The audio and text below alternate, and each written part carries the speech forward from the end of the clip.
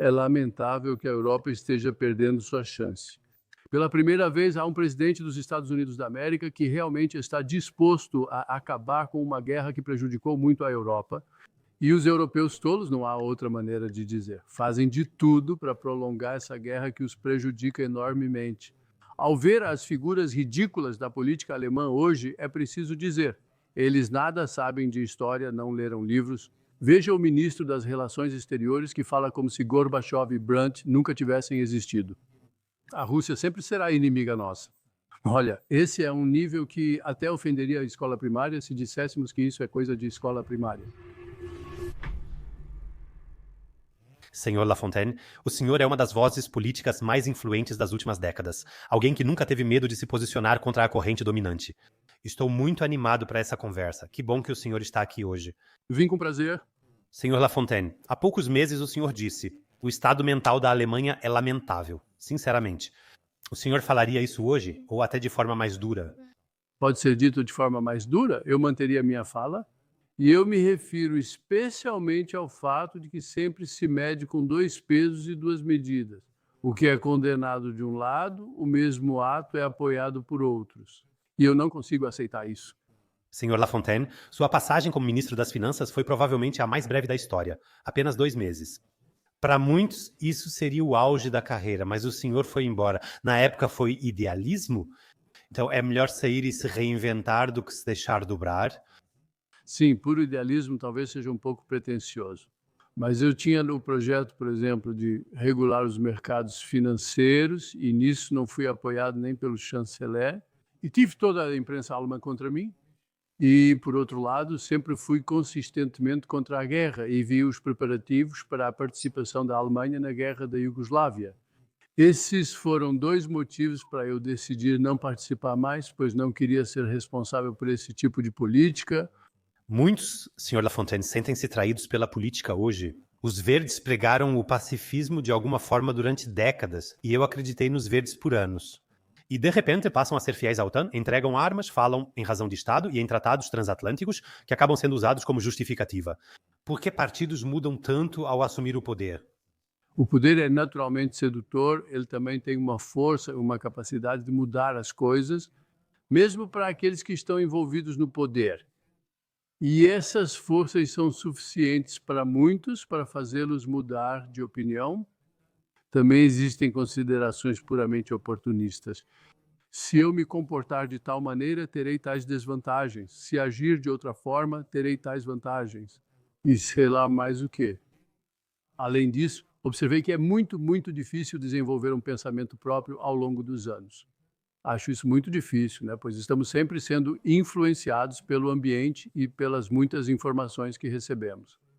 E é ainda mais difícil, justamente nesse pensamento independente, nadar contra a correnteza. Nadar contra a correnteza é o único jeito de alcançar a fonte. O único partido que atualmente parece nadar contra a correnteza parece ser o AfD.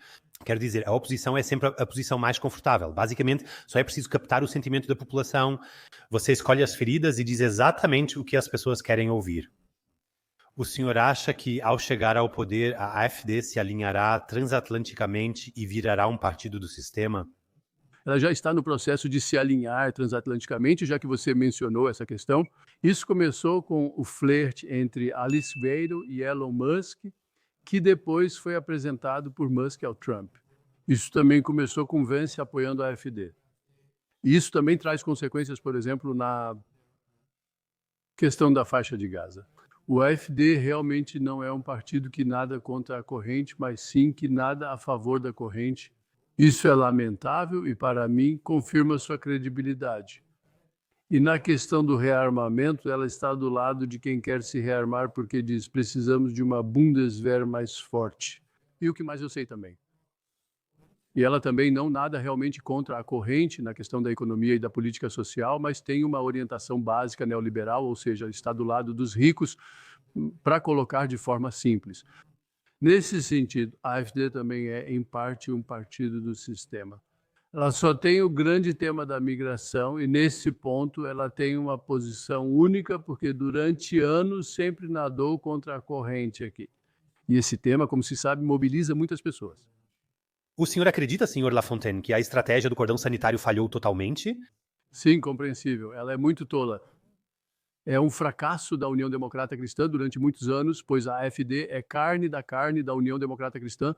A alta liderança era da União Democrata Cristã Junge Union, ou ligada à Fundação Konrad Adenauer, que os apoiou. Isso pode ser pesquisado no Google sobre todos eles, assim como sua origem. Não falo como uma virgem sobre a criança. Como presidente do Partido Social Democrata, garanti coalizões com o então Partido Democrático Social, estigmatizado como a AfD hoje. Eu garanti, ainda antes disso, junto com Willy Brandt, naquela época, que houvesse as primeiras coalizões com os verdes. Naquela época, eles também eram monitorados pelo Serviço de Proteção à Constituição, algo que muitos esqueceram hoje. E já teria sido tarefa da União Democrata Cristã formar uma aliança com a AfD em nível estadual, porque assim a AfD teria que ser mais honesta. Ela não poderia operar da forma como você descreveu anteriormente na sua pergunta. Ela teria que ser honesta e dizer: isso e aquilo é possível, isso e aquilo conseguimos implementar, e isso simplesmente não conseguimos. Preciso confessar, senhor Lafontaine, já votei de tudo, da esquerda à AfD. Meu credo atual: não confie em revolucionários ou politicamente corretos, confie em si mesmo. Esse é o verdadeiro ato de rebelião. Assim você não pode mais ser seduzido, não pode mais ser manipulado. Isso resulta, no melhor cenário, em liberdade interior e financeira. E então você pode decidir por si mesmo se quer participar do próximo espetáculo político ou simplesmente deixar o celular de lado e ir com sua família para a floresta ou para a natureza. Por que ter responsabilidade própria é tão mal visto na sociedade? Porque poucos conseguem realmente ter uma opinião própria e também manter seus próprios princípios. Essa opinião própria e esses princípios próprios são constantemente questionados pelas inúmeras vozes externas que influenciam as pessoas. Não quero condenar isso moralmente. Vejo as estruturas que levam a esse comportamento e também só posso responder a eles. Eles precisam preservar e desenvolver seu próprio pensamento, tentar estabilizar seus princípios e sempre questioná-los. E quanto à eleição, não sei se você já votou no BSW, não precisa me responder agora. Mas nós dizemos sim, e por isso é uma certa tragédia. Somos o único partido contra a guerra e o armamento. Todos os outros partidos aprovaram o armamento, inclusive os de esquerda no Bundesrat, por exemplo.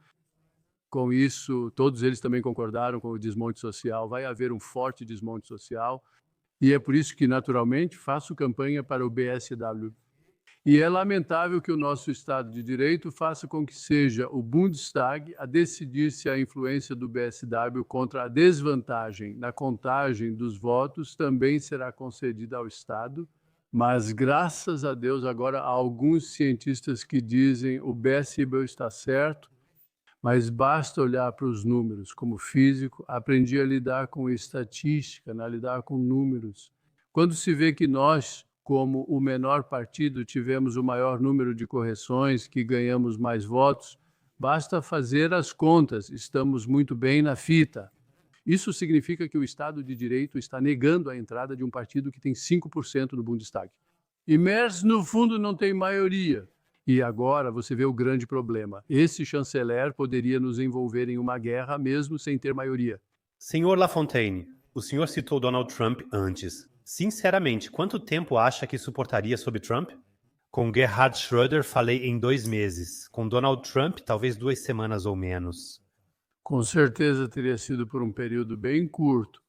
Porque, embora eu ache que ele tenha feito coisas importantes na questão da Ucrânia, sim, mesmo que seja só isso, o fato é que as duas maiores potências nucleares do mundo voltaram a conversar uma com a outra e que parece que o perigo de uma guerra nuclear diminuiu consideravelmente. Então, só por isso ele já tem um grande mérito, mesmo que no resto ele fique oscilando para lá e para cá, sei lá. Mas como eu sou alguém que exige uma certa constância na política e também não acompanha cada mudança, não teria demorado muito para eu dizer: não, isso não é para mim. E provavelmente eu também nem teria entrado para o time, né? Só para pensar teoricamente, né, se tivessem me oferecido isso. Trump não mudou, ele sempre foi assim há anos. Agora, você pode gostar ou odiar o Trump, mas ele definitivamente fascina milhões de pessoas. Vamos olhar para isso pelo lado positivo. O que explica o fenômeno Donald Trump? O fato de que ele realmente vem de fora. Então, nesse sentido, ele é um outsider, ele não vem da bolha da política e também não está envolvido em todas as estruturas de poder que determinam a política nos Estados Unidos. Como, por exemplo, o complexo militar industrial, ou também a influência israelense nos Estados Unidos, ou mesmo os serviços secretos, que muitas vezes têm vida própria. Também aí ele não está envolvido, ao contrário de Biden e dos democratas. Os serviços secretos queriam basicamente parar Trump, isso é evidente. De qualquer forma, isso é o que o define. E, nesse sentido, ele já alcançou um resultado, que é justamente o fato de que agora as duas potências nucleares voltam a conversar uma com a outra. E, com isso, o grande perigo, que não foi percebido pela política oficial e, infelizmente, também não pelo jornalismo, salvo algumas exceções. O risco de uma guerra nuclear na Europa Central está, pelo menos por enquanto, afastado. Só isso já é algo absolutamente decisivo. E por isso eu não o julgo apenas negativamente, mas digo, ele é, como se diz, um solucionador de problemas. Mas nesse ponto ele teve um efeito positivo. E eu sempre penso até que ponto ele consegue, se ele vai conseguir se impor contra os serviços secretos, contra a indústria de armamentos ou contra o lobby de Israel. Aí, claro, existe um grande problema, porque ele recebe doações de todos eles. E como Trump é um homem de negócios, ele provavelmente tem obrigações com seus parceiros comerciais. Donald Trump mobilizou milhões por ser visto como figura anti-establishment. O senhor também enfrentou o establishment durante toda a vida, de certa forma. Se olhar para trás hoje, às vezes desejaria ter mais momentos como Trump, simplesmente para impor ainda mais a sua ideia. Bom, eu não sei até que ponto posso transferir isso para a minha vida e para a política alemã. Só posso dizer que, no geral, não estou insatisfeito com o que consegui alcançar ao longo de muitos anos. Fui candidato principal 13 vezes, colocando minha cabeça a prêmio em todas elas, e obtive grandes sucessos eleitorais, principalmente em níveis municipal e estadual. Mas até mesmo os críticos dizem que tive grande participação na vitória eleitoral do Partido Social Democrata em 98. No entanto, disso acabou surgindo uma política que eu não pude apoiar na área social. Eu realmente voltei a conversar com Schröder. Talvez isso também seja conhecido na Suíça. Mas nós deixamos de lado as questões sociais e econômicas, porque não faz sentido tentar convencer um ao outro em temas controversos.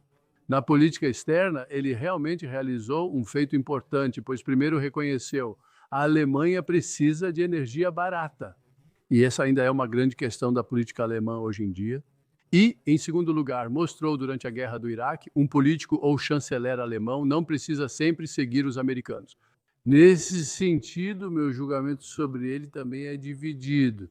Considero essas duas realizações importantes. Na política econômica e social, continuamos tendo opiniões diferentes. Quando falamos agora sobre Donald Trump, também me vem à mente o nome Viktor Orbán, ou seja, dois políticos duramente criticados pela mídia na Alemanha, embora atuem consistentemente pela paz. Quando nós, alemães, tomamos o caminho errado? Bem, Viktor Orbán é um homem que claramente tem coragem de nadar contra a corrente e defender suas próprias opiniões. Isso não é comum, nem na Europa. Aí podemos observar o mesmo que discutimos no início da nossa conversa. Isso é uma coisa. E a outra coisa é que ele consegue pensar com clareza, é assim que eu devo dizer, e pensar com clareza significa: eu tenho a missão de representar os interesses do meu país e tenho a missão de realmente representar os interesses da Europa. E ele, pelo menos, reconheceu que entre os interesses da Europa e do seu país está ter boas relações com a Rússia. Isso é óbvio, sempre foi assim também na história. Bismarck afirmou: a Europa prospera quando Rússia e Alemanha se entendem. Essa frase segue atual, mas quando vemos as figuras ridículas, desculpe a polêmica, que hoje atuam na política alemã, aí a gente tem que dizer, eles não sabem nada de história, eles não leram nenhum livro. Pense só no ministro das Relações Exteriores, que fala como se Gorbachev nunca tivesse existido, como se Brandt nunca tivesse existido. A Rússia sempre será nossa inimiga, Isso é um nível que até ofenderia a escola primária se disséssemos que é nível de escola primária. O que você acha da tese? Ouvi isso várias vezes nas últimas semanas, que políticos europeus sabotam conscientemente a paz, não por solidariedade com Kiev, mas para desviar a atenção dos próprios problemas. Olhe ao redor. Enfrentamos crise econômica, migratória e colapso educacional. Isso faz sentido? Sim, é claro que há algo de verdade nisso, mas você sempre precisa ver que toda a política em relação à Ucrânia está cheia de mentiras, de propaganda e mentiras. Quase toda segunda frase dita publicamente sobre esse assunto é mentira.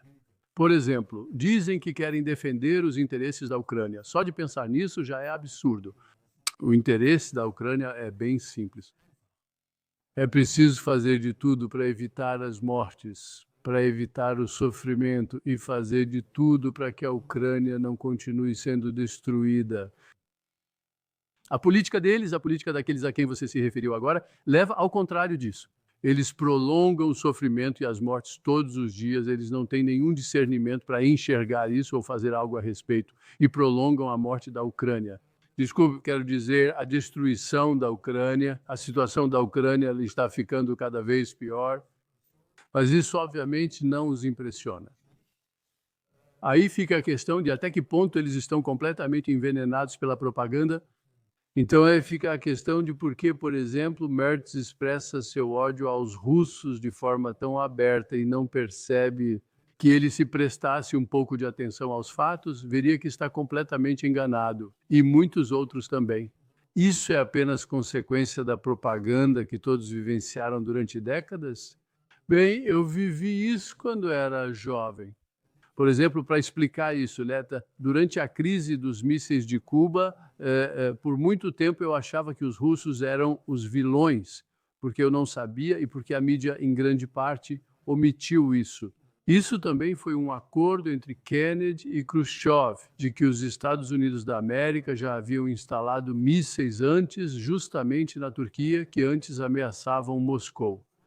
E que, claro, a retirada dos russos também incluía a remoção desses mísseis. Isso foi escondido de nós, os meios de comunicação de propaganda, a imprensa de propaganda escondeu isso e, por causa disso, chegamos a um julgamento totalmente errado. Isso poderia ser repetido infinitamente assim. Então, para a paz, simplesmente faz parte o esforço pela verdade, o esforço diário pela verdade. E na questão da Ucrânia, a Alemanha está completamente equivocada e é realmente surpreendente que, justamente com a política que se faz, quem mais se prejudica é a própria Ucrânia. Sob a bandeira Ajudamos a Ucrânia. Concordo totalmente com você, senhor Lafontaine. Para mim, que não sou estrategista militar, pouca coisa aconteceu nos últimos anos, apenas pequenos ganhos de território. Mas não houve grande escalada, armas nucleares táticas ou usina nuclear destruída? É assim que agora ambos os lados conhecem de alguma forma a sua linha vermelha? Ou estamos todos apenas blefando durante a guerra até que de alguma forma uma solução seja encontrada lá na frente?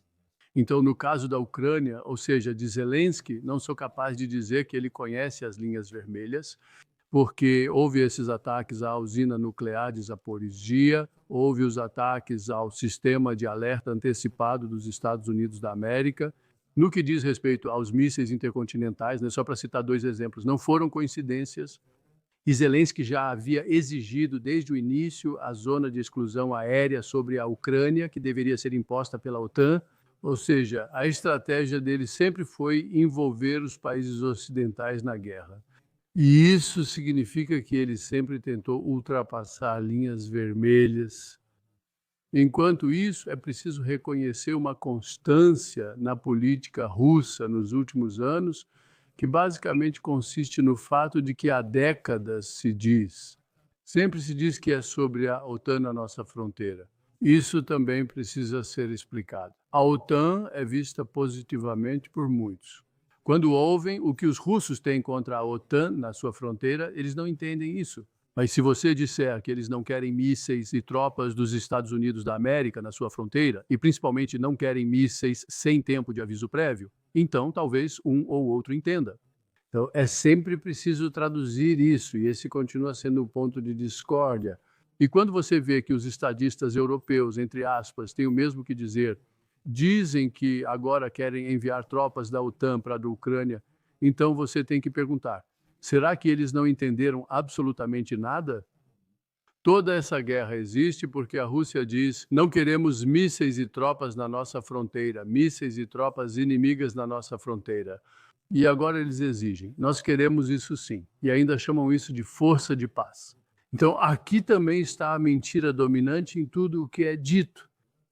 E os russos não podem considerar os mísseis dos britânicos, dos franceses que já estão sendo usados na Ucrânia como uma força de paz. Mas essas mentiras e essa propaganda são intermináveis e acabam prevalecendo na opinião pública.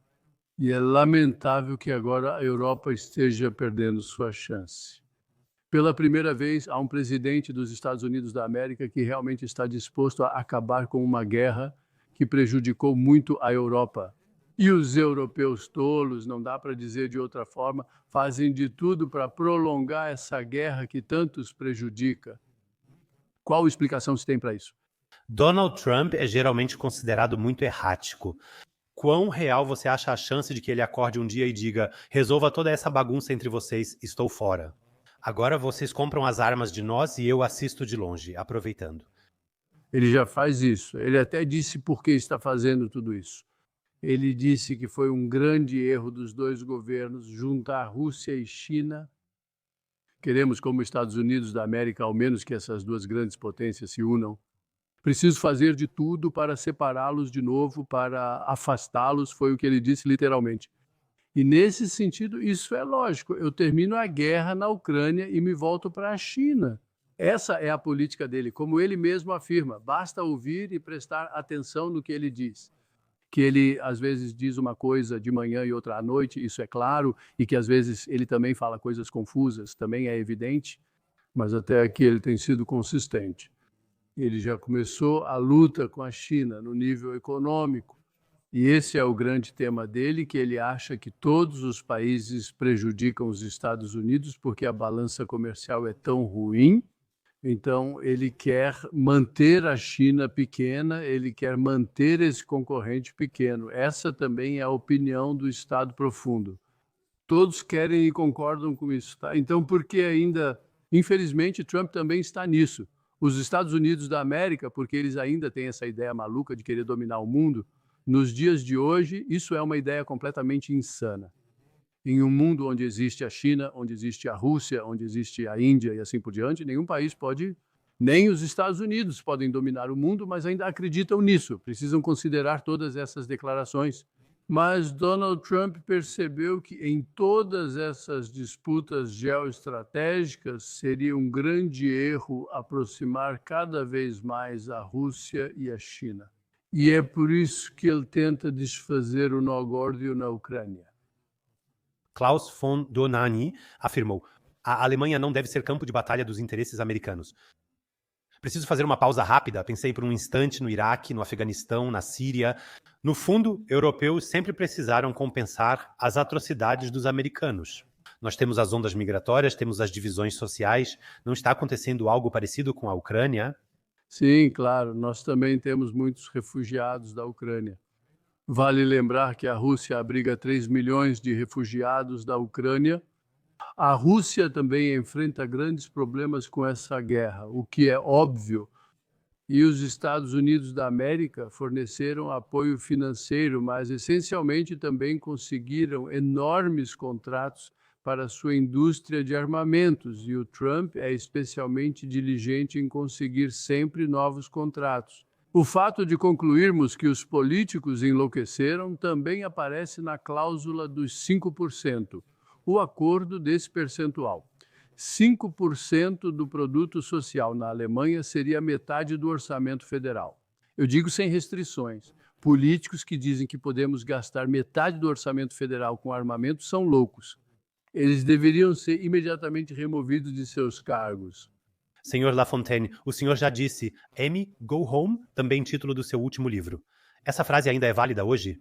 Sim, sempre se disse que os Estados Unidos da América têm interesses diferentes dos da Europa. E, acima de tudo, quando se quer dominar o mundo, tem-se outros interesses.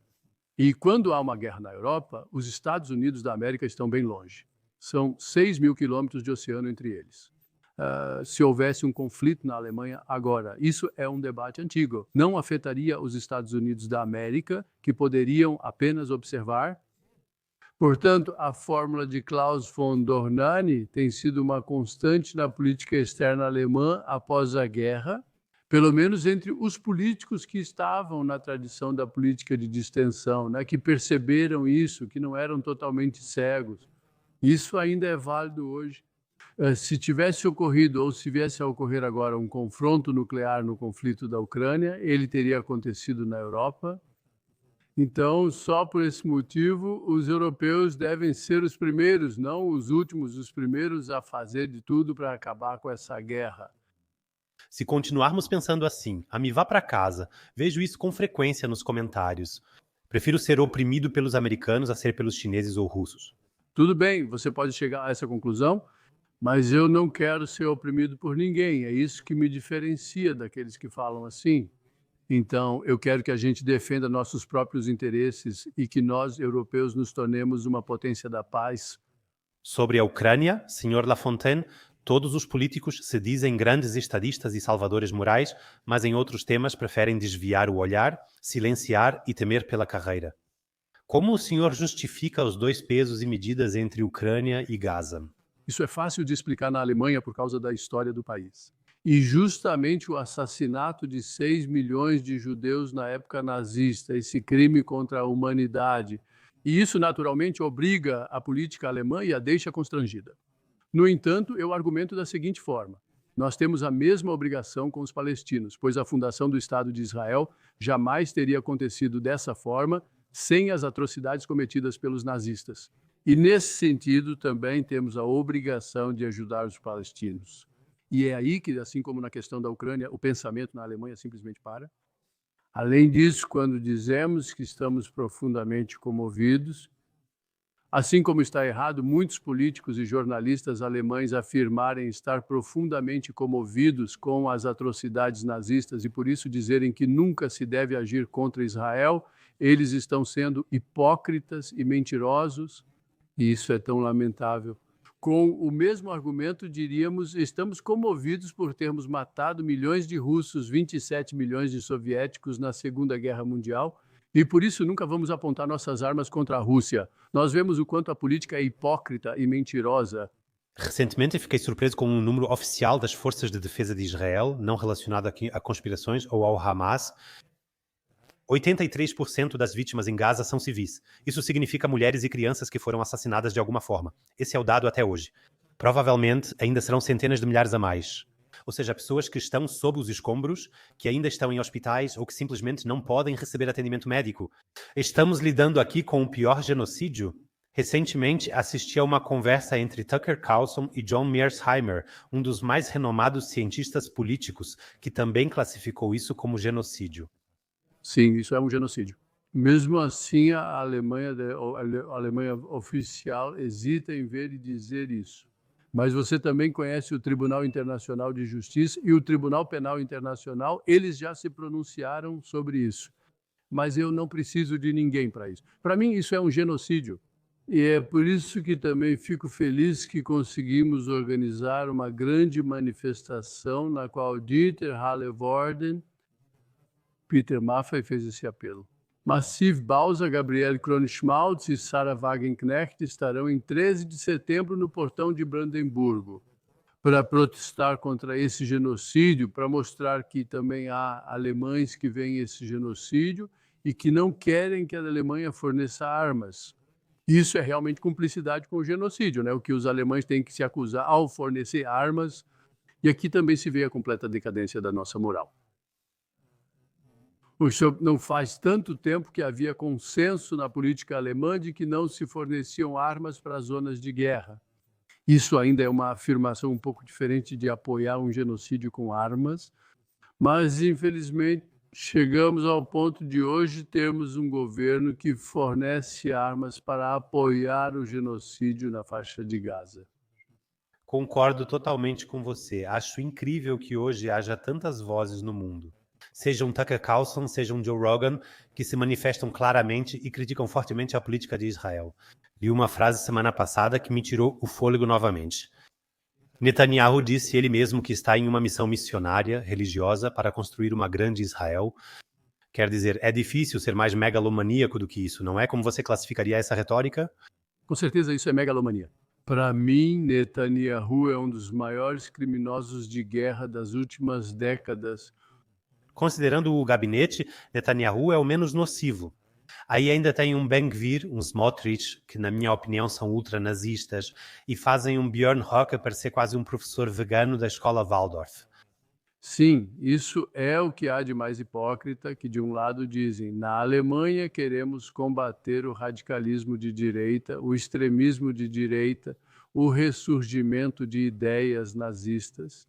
Enquanto colaboramos com esses nazistas no governo israelense, é assim que devemos dizer hoje. Quando alguém diz eles são animais, como disse o ministro da Defesa, é assim que vamos tratá-los. Isso é linguagem nazista. Quando o governo federal apoia isso e colabora com essas pessoas, tudo isso é um exemplo da enorme falta de credibilidade, da grande hipocrisia e do acúmulo de mentiras inacreditáveis. O senhor mencionou no início, senhor Lafontaine, o lobby israelense. Netanyahu sugeriu recentemente que as redes sociais deveriam ser mais atacadas, ou seja, combater as fake news. Isso também é mais um indício de que a verdade deve ser suprimida a qualquer custo? Sim, claro. Na guerra sempre se mente. Esse é um ditado muito antigo, todo mundo sabe disso. E hoje em dia nós temos 3 níveis de guerra: a guerra econômica, na qual estamos totalmente envolvidos, a guerra de propaganda, a guerra de informação, na qual também estamos totalmente envolvidos. E então a guerra clássica com armas. E na guerra de informação, é claro, os Estados Unidos da América são os mais fortes e os Estados Unidos da América apoiam incondicionalmente a política israelense. E nesse sentido, o anúncio de Netanyahu não é nada de marcante. Isso é algo cotidiano. Então, aqui estão tentando influenciar a opinião pública justamente com meios de propaganda e desinformação. Isso funcionou por muitos anos, mas atualmente as atrocidades são tão grandes na faixa de Gaza e na Palestina que a propaganda claramente já não é mais forte o suficiente para manter essas atrocidades escondidas. Você mencionou a guerra de informação, agora em um nível mais amplo. Quando você olha para a Palantir e toda essa arquitetura de vigilância que está sendo implementada em todo o mundo, isso te preocupa um pouco? Que a gente realmente vai acabar em uma prisão digital nos próximos anos? Sim, claro, isso já me preocupa há muito tempo. Há tempos digo que deveria haver um partido que fizesse disso um grande tema na Alemanha, mas não existe. O PSW também foi fundado há pouco tempo, ainda não teve força nem tempo para se dedicar a esse grande tema, mas o grande tema do movimento dos trabalhadores foi a expropriação dos trabalhadores. Falando de forma simples, os trabalhadores não recebiam o suficiente daquilo que produziam. E agora o grande tema deveria ser a expropriação dos nossos pensamentos e da nossa personalidade pelos novos meios de comunicação, mas isso não é um tema na política. Então, no final das contas, quando a gente lê sobre as possibilidades que surgiram para influenciar a opinião de cada um de nós, através do iPhone, o chamado microtargeting, que psicologicamente planejado, você só recebe informações que reforçam sua opinião e te direcionam para um determinado caminho, isso acaba minando a democracia. Então, no final das contas, se isso continuar assim, toda essa conversa sobre democracia vai ser apenas uma piada. Agora, o que acontece é que nos próximos anos as informações vão se concentrar ainda mais, o capital vai se concentrar ainda mais. Então, eu realmente não sei como vamos colocar um fim em tudo isso. As pessoas seguem escolhendo os mesmos partidos. Será que as pessoas vão ter que ir para as ruas em algum momento para realmente dar um sinal de mudança? Sim, com certeza seria extremamente necessário. O que eu ainda não entendi até agora é, e aí volto às manifestações pela paz que estão prestes a acontecer novamente. Reforço, você vai entender, dia 13 de setembro no portão de Brandemburgo. Agora milhões deveriam estar em frente à chancelaria dizendo: venha e pare. Com esse seu discurso de guerra, não nos coloque em perigo para que nossos filhos e netos não queimem em uma guerra nuclear. Isso é exatamente o que deveria estar acontecendo agora. Provavelmente era o que fariam nos anos 60 ou 70. Hoje, eles estão tão sedados e superestimulados pelas redes sociais que nem conseguem se rebelar. Sim, pode ser assim. Eu também não sou um especialista para julgar como as redes sociais acabam afetando e se refletindo no comportamento. Só posso me surpreender como quem tem sua própria história. Eu estive nas grandes manifestações no Bannerhof Garten, na segunda eu fui um dos oradores. Naquela época, centenas de milhares foram às ruas quando se tratava de instalar mísseis na Alemanha que não tinham tempo de aviso prévio. E agora o Scholz simplesmente disse: vamos instalar novamente mísseis sem tempo de aviso prévio, que, claro, são ainda mais perigosos, ainda mais rápidos, ainda mais precisos. E ninguém faz nada. Isso é um pouco exagerado, mas não há grandes manifestações contra isso. Então, só para deixar claro, nesse ponto, a tentativa de fundar um novo partido com o BSW foi bem sucedida, mesmo que tenha sido apenas um pequeno sucesso, que justamente os dois governos estaduais dos quais o BSW faz parte, que eles justamente no Bundesrat votam contra decisões, votaram justificando esse desenvolvimento do militarismo na Alemanha. Vamos colocar o link da manifestação pela paz aqui embaixo. Apoio totalmente. Eu cresci assistindo Dieter Hallervorden, apoio muito o Massive, Sarah Wagenknecht também. Então, por isso, com certeza, no dia 12 ou 13 de setembro... 13 de setembro, 14 horas, Portão de Brandemburgo. Ótimo. Senhor Lafontaine, o senhor sempre combateu o neoliberalismo. Agora existem países como a Argentina, com Javier Milei, onde o lema é menos Estado, mais liberdade. E parece funcionar. A Alemanha não deveria ousar ter menos Estado também? Isso deve ser respondido de forma concreta. Ou seja, eu leio coisas diferentes sobre a da Argentina. Existem alguns relatos que são eufóricos, que também são sempre guiados por interesses. Eles dizem, incrível, incrível o que ele está fazendo.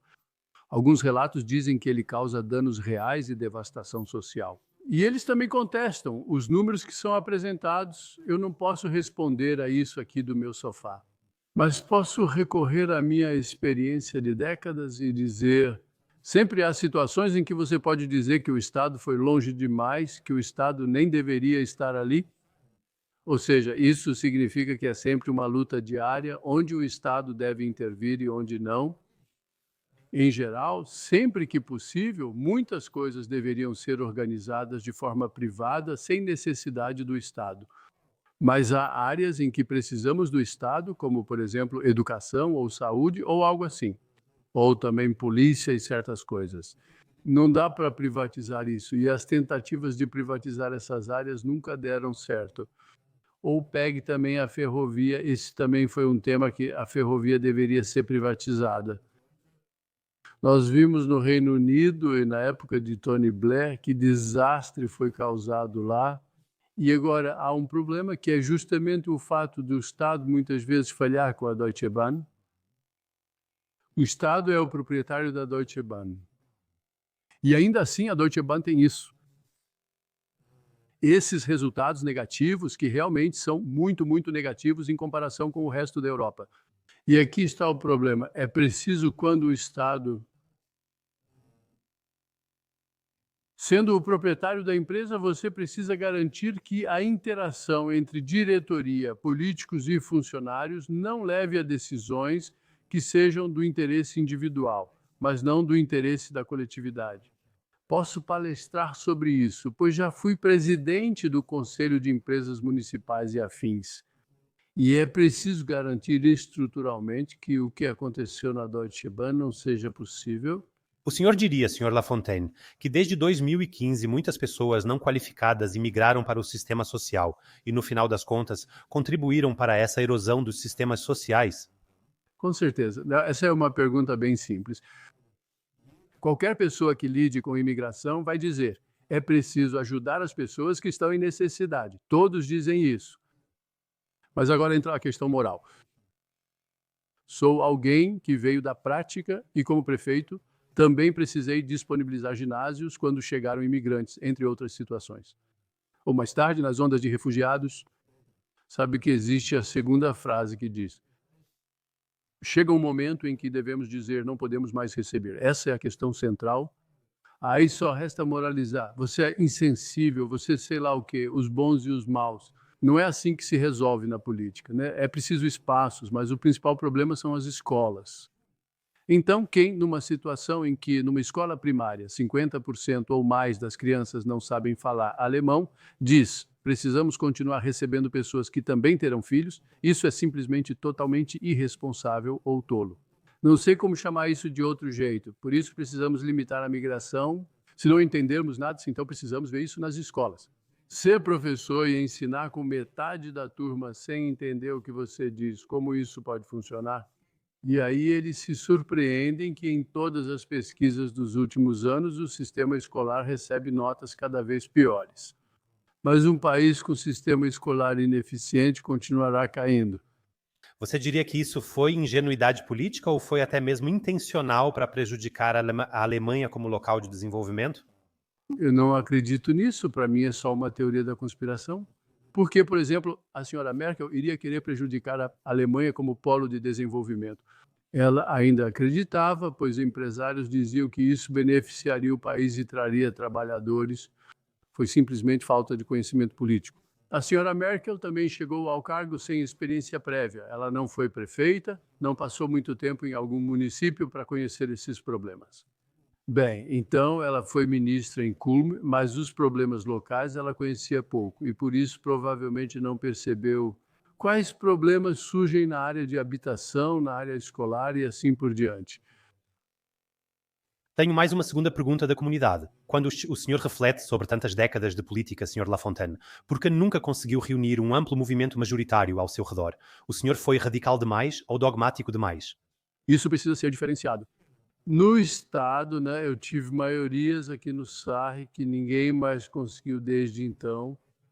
Eu tive uma vez 54, tantos por cento, isso já é um número que se pode considerar como maioria, e uma participação eleitoral muito, muito alta, algo que hoje em dia também não acontece mais. No município também maioria absoluta.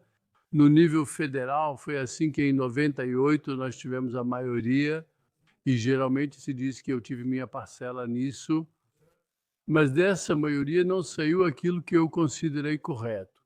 E isso, por sua vez, seria um grande tema. Até que ponto um governo federal pode agir contra os interesses existentes e as estruturas de poder?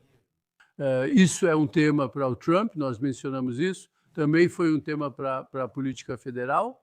E aí, por exemplo, uma observação já notada por Eisenhower ou seu redator de discursos. Vou ser um pouco sarcástico agora, que a indústria de armamentos nos Estados Unidos já se tornou tão forte que ela determina cada vez mais a política. Aí a gente tem que perguntar, como é que isso está aqui entre nós? Devo dizer que a indústria de armamentos, já que falamos disso, deveria ser sempre estatal, porque eu não acredito que Putin ou Xi, as duas figuras más da política mundial, sejam subornados ou coagidos pela indústria de armamentos a fazer isso ou aquilo. Enquanto nos Estados Unidos, por exemplo, Jimmy Carter, um dos presidentes mais importantes dos Estados Unidos para mim, disse: somos um país com corrupção política sem limites. Isso já é um julgamento devastador, principalmente em questões de guerra e paz. Sr. Lafontaine, para concluir, 3 recomendações práticas para nossos telespectadores, para alcançar clareza e soberania neste mundo tão agitado, caótico e fragmentado. Tente desenvolver um pensamento próprio.